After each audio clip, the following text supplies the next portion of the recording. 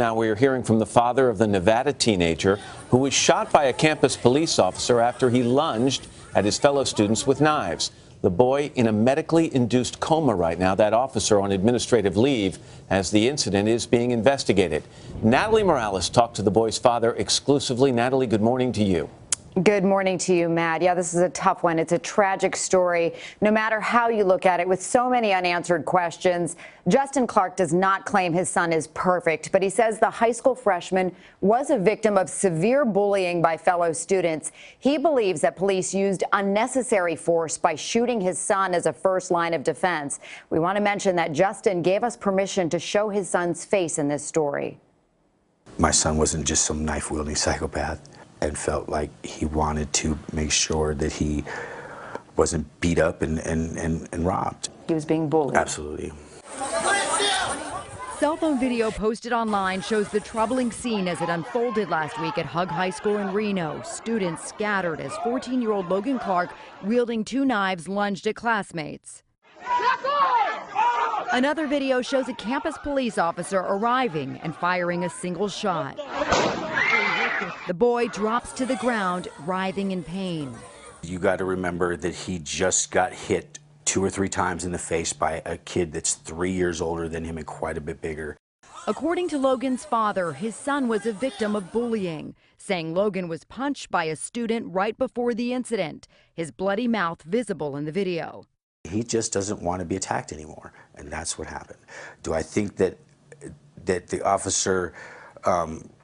I think the officer could have evaluated that if he'd have just paid attention a little bit.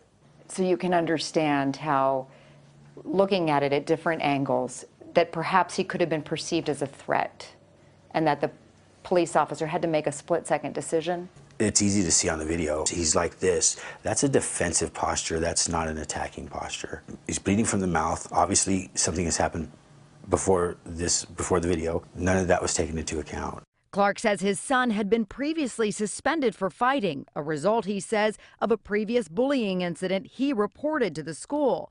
So far, school and police officials have not commented on Clark's claims or the investigation.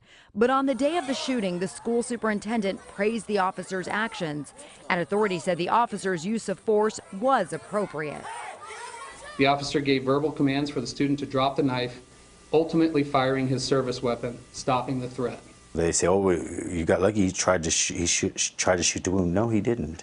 He shot my son in the chest. You know, he didn't shoot the wound. This is the first image released of Logan in the hospital, where he remains in a medically induced coma. What would you like to say to the school district and to the police officers about how they handled this incident? I'm upset that he didn't have another alternative, or he didn't spend more time trying to talk my son down or any of that. For me, it would have been hard to shoot somebody's 14-year-old son so easily. Justin says his son will never be the same again, and again, Logan remains in a coma in extremely critical condition. Doctors removed part of his lung, and he suffered a stroke on Friday. Now, other parents in the community are also questioning police procedure and the decision to shoot Logan instead of perhaps using pepper spray or even a taser, Matt. All right, Natalie, thank you very much. Hello, Today fans. Thanks for checking out our YouTube channel. Subscribe by clicking that button down there and click on any of the videos over here to watch the latest interviews, show highlights, and digital exclusives.